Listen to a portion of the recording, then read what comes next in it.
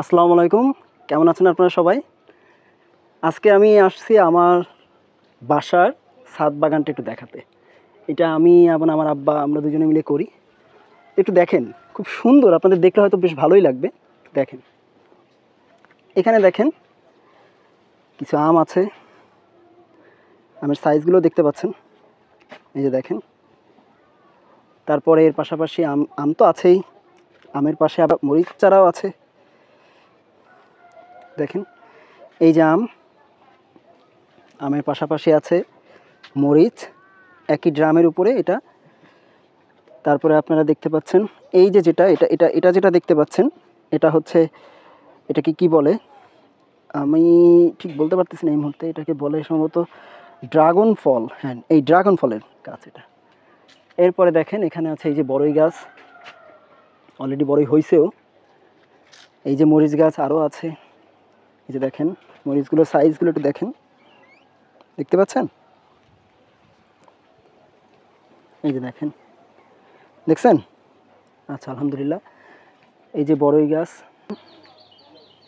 এটাও মরিচ গাছ। এগুলো এই অবস্থা, এটা বর্ষা পড়লে আর ভালো হবে। এই যে ডালিম, দেখেন কি সুন্দর, দেখছেন?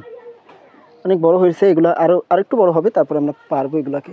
এই যে ডালিম এখানেও আছে, দেখতেই পাচ্ছেন। আলহামদুলিল্লাহ, এগুলা সাইজগুলো বেশ ভালো, সুন্দর। তো যা হোক, দেখলে বুঝতে পারবেন এগুলো আর বড় হবে। এখানে আম গাছ আছে, আরও আছে, আরও আম হবে।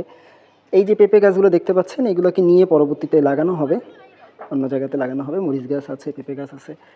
এরপরে দেখেন আরও অনেক কিছু আছে। এই একটা গাছ এনে লাগানো হয়েছে, এটা কি গাছ ঠিক বোঝা যাচ্ছে না। এই একটা গাছ, এটা সম্ভবত, এটা যে কী গাছ, এটা আমার আব্বাকে একটু জিজ্ঞাসা করতে হবে এটা কী গাছ।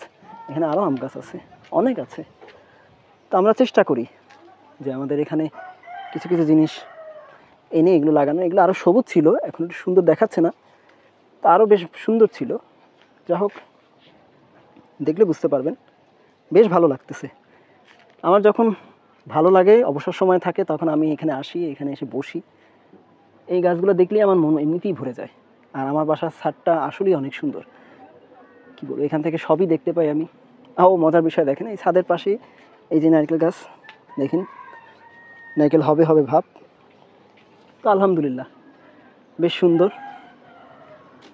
তো এইটুকুই দেখানোর ছিল, খুব বেশি কিছু দেখানোর ছিল না।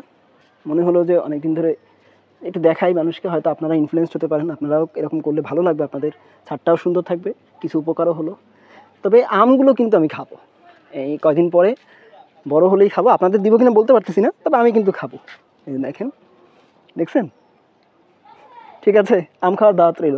ভালো থাকবেন সবাই। আসসালামু আলাইকুম।